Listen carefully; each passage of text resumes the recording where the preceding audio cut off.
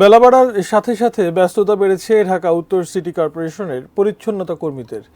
নির্ধারিত সময়ের মধ্যেই কোরবানির বর্জ্য অপসারণে তৎপর তারা। রাজধানীর বনানী এলাকা ঘুরে বিস্তারিত জানিয়েছেন সহকর্মী মুজাহিদুল ইসলাম।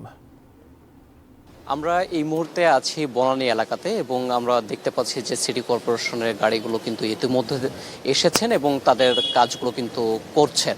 এবং আপনি জানেন যে ঈদের নামাজের পরপরই কিন্তু আসলে কোরবানির কাজ শুরু হয়ে গিয়েছিল এবং সেটা কিন্তু আস্তে আস্তে শেষ হচ্ছে এবং তার সাথে সাথে কিন্তু পরিচ্ছন্নতা যারা কর্মী আছে তাদেরও কিন্তু ব্যস্ততা বেড়েছে। এবং এই মুহূর্তে আমরা একজন পরিচ্ছন্নতা কর্মী সুপারভাইজারের সাথে কথা বলতে চাই। এবং আসলে আপনারা কি অবস্থা কাজের? আমাদের কাজের অবস্থা এখন প্রায় কমপ্লিট। এখন দেখা গেছে কিছু হাউস থেকে এখনো ময়লাটা রোডে আসে না, ওটা আমরা কালেক্ট করতে পারতেছি না। যেগুলো আসিল রোডে ওগুলো আমরা সব সরাই ফেলছি। আপনাদের জনবলের কি অবস্থা?